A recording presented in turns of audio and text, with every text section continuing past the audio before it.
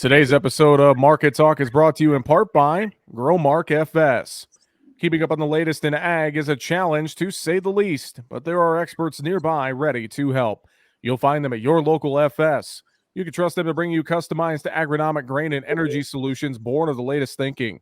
That's because FS specialists receive continuous training that keeps them current on the latest trends, practices, and technologies. So you'll get local expertise that's both exceptional and up to date. Visit fssystem.com to learn how FS is bringing you what's next. And good afternoon. Welcome into Market Talk for this Thursday, September 9th. I'm your host, Jesse Allen. Thanks for joining us as always. MarketTalkAg.com is our home on the web. You can find all the links to our streaming sources there: Spotify, Apple Podcasts, iHeartRadio, Amazon, and many, many more. All of our social media links, everything is there. It's at MarketTalkAg.com. Well, we had a mostly down day today. Corn hung right around unchanged, but that was pretty much it. Everything else seemingly in the red. I guess live cattle were a little bit higher, but let's talk about it. We got a WASDE report tomorrow. We got a lot of things to discuss. Let's bring in John Heinberg with Total Farm Marketing. John, good afternoon, sir. And, going into this report, it's just been a week. I think a lot of us want to maybe forget in the grain trade, but overall, I was happy that corn held today, but I'm wondering what tomorrow's going to bring. What's your initial thoughts after the close on this Thursday? I mean, you mentioned being, not a good week. Let's really think about since the last USDA report, we're down 90 cents now off that high from that August 10th report. So, it's been just a rough go here. As maybe some of the numbers that we thought we saw in August just weren't believable, and we'll see what tomorrow gives us. Today's price action, a little bit more supportive on the corn side. It was nice to go challenge that 200-day moving average. We bounced off of that, did at least finish 5 or so off the low. Like they got about 1 or 2 higher and put actual reversal in. So, maybe we got a little bit of just some technical support here going into that report tomorrow. Probably just more a little bit position squaring as obviously we've been pushing this thing lower on a daily basis. So, we'll see what tomorrow gives us. That's going to be the biggest thing. And then we got a lot of moving parts in this report tomorrow. I'm a little concerned if we break through that 200-day moving average, which is sitting there around 504. That opens the door for probably a pretty good push. And you got that gap still down at 477. People talk about that as a technical target. And realistically, if you go run a line underneath these, that's underneath the corn market since back to last July when we first turned this market around, that comes through around the 470 window. So we could go test this long-term uptrend and go break to that level if the numbers are on the unfriendly side or the sellers just kick in tomorrow. Well, I know we bounced off that 200-day moving average in corn today, got a little bit of technical buying back, but not a ton. I look at these markets, I look at corn, I look at beans. Wheat's a different story we'll get to in a minute, but we got those FSA numbers that mistakenly got released yesterday, or so they say. How much did those FSA numbers maybe spook the trade or maybe start to prepare the trade for what we could see with the rest of the numbers and the WASDE on Friday? What's your thoughts there? Yeah, this whole acre situation is kind of peculiar. We got the USDA basically bringing things earlier than they're supposed to. Typically, acres aren't adjusted until the October report, but supposedly the data's in place and things are ready to go, so they're going to get the information out there, which is kind of atypical of what we've seen from the USDA over the last handful of years. So I think that brings just some confusion into the market too, that we're going to probably see additional acres of corn and beans coming on. The impact of it or how much of it is going to be, we'll see. Maybe up to 1 million acres of corn, maybe another couple 100,000 acres of beans could be a possibility. Looking at the FSA numbers, they jumped up about 1 million each in both corn and beans from August to September. But the majority of that, at least about half of that, was in North and South Dakota for beans, and about 30% of that was in North and South Dakota for corn. So how much does that really come into play given the weather issues that they had, over the summer in terms of the drought conditions? So that's still going to be a part of the puzzle tomorrow, but it's going to be the combination of that, what happens with the yield, what the USDA does with demand, and where do those carryout numbers line up here? And that's still what the market's most concerned about, is that maybe we're feeling we got a little bit more than 1.4, 1.5 billion bushels of corn out there. And the way the market's acting by building some carry in, basically kind of pushing this market back, saying we got enough corn right now, is kind of, acting that way that we're going to see a larger supply picture and the market's more comfortable going forward here, at least in the short term.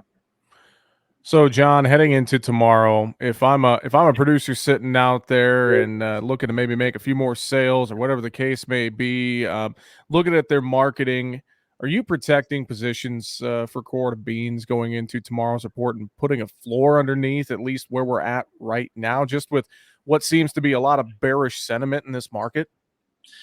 We are, and that's one of the things we have in conversations about producers. Most guys have a pretty good average in terms of their corn sales.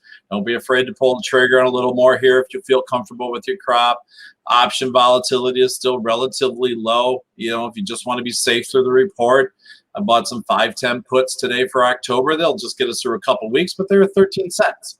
So you're not putting a lot of cost out there to at least just put a little bit of a floor underneath this market, because again, a lot of variables come into play. Now, you just mentioned we have a heavy bearish sentiment. So on the backside of this, maybe we've got a lot of this priced in. Maybe everybody's on the wrong side of the boat here again. When you see that happen, we saw that happen back in the spring when prices rallied. Everyone was so bowled up that all of a sudden, boom, we got a report and turned the market the other way because everybody was leaning the wrong way. Maybe the same thing could be set up here. Everybody's so depressed right now. The news is very depressing. We obviously had the hurricane situation.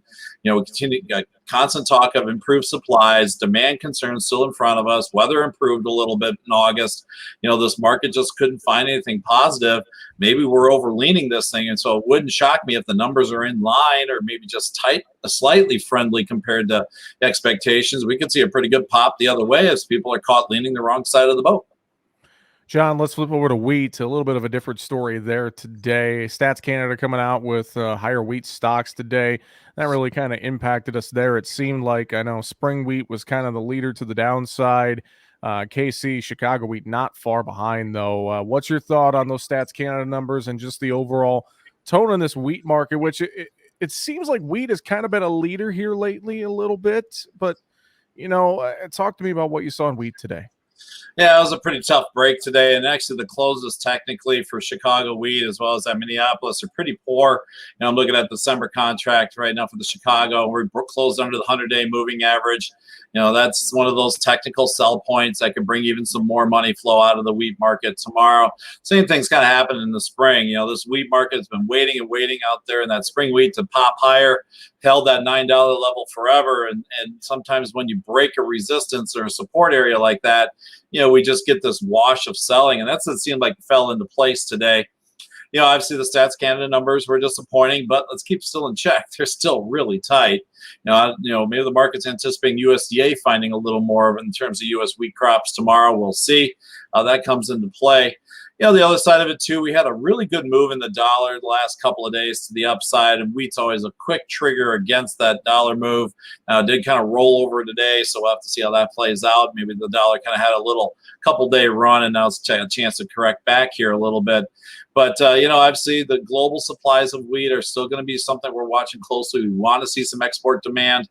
We'll take a good look tomorrow at those export sales number and see if we pick up any more in that regard.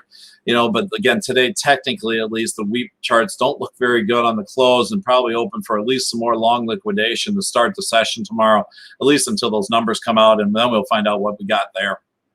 Any thoughts on the outside markets, macro side, the dollar, et cetera, that we need to be watching as well? Anything weighing on the market or anything positive you saw here today? It's a pretty rough day. One to keep an eye on is crude and see what's happening with that crude oil market. Last week we came out, we found out that crude demand was actually one of highest on record. So we're seeing a lot of good usage, even with the Delta variant of COVID out there and things of that nature. We tried to get back through $70 this week. Then Saudi Arabia lowered its oil prices. That brought the market back down again. Now we're range bound consolidating on crude.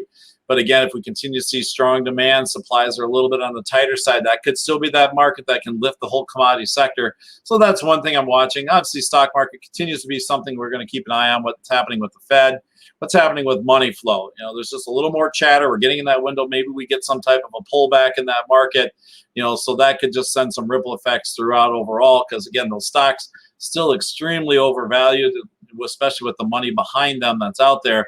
and we're kind of due for a correction, like we're seeing in some of the other markets that have had nice long runs. Let's flip over to livestock here, John. I've been looking all week and starting to think of the curious case of cattle. There's a tongue twister for you, but today it was a curious case of hogs. We just fell off here, kind of like we've done all week in this livestock complex. We fell off around midday. Hogs closing lower, some technical weakness there. It looked like. What's your thoughts with the hogs and that rough close today? Yeah, the hog market. One thing that's really been a factor there has been the direct cash hog sales and hog prices in the cash market. They've been on a steady decline and haven't had a lot of footing there. And that's probably been one of the things weighing on that cash market, even though we still got that big premium of the futures to the cash or that cash index. So, but right now the trend has not been very friendly there. Again, we're seeing weakness here at midday on the direct cash market, and that just carried over. Now, add to that the technical breakdown a little bit from the past couple of days. And hogs are now down, challenging some support levels. I was targeting October around the 85 window, December into the upper 70s. That's right where we hit today. If you draw a line under today's close as well as the lows under October hogs in the last couple of months, we're sitting right on a support line at this window. So again, we're probably still choppy, still overall sideways. We're kind of keeping an eye on where things go from here. But boy, if we continue to break down a little bit more here, it could really open the door for some more liquidation. We're watching that demand side of the equation. Chinese hog prices continue to come under pressure. That's just one of those things that just keeps this market in check, especially if that cash market can't come around. And that's something that also kind of keeps coming into play in terms of that cattle market is what's happening with cash. Looking over on that cattle market as well, live cattle did their best to hold up today, at least in the front months. But that cattle market, again, that's been one that's been having a tough go of it here the last few sessions. What are your thoughts with cattle after close today? What are you thinking there, John?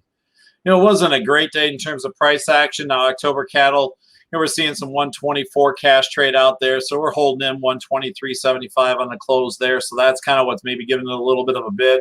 Plus, October fell to the 200-day moving average and settled on that today and at least kept it in check.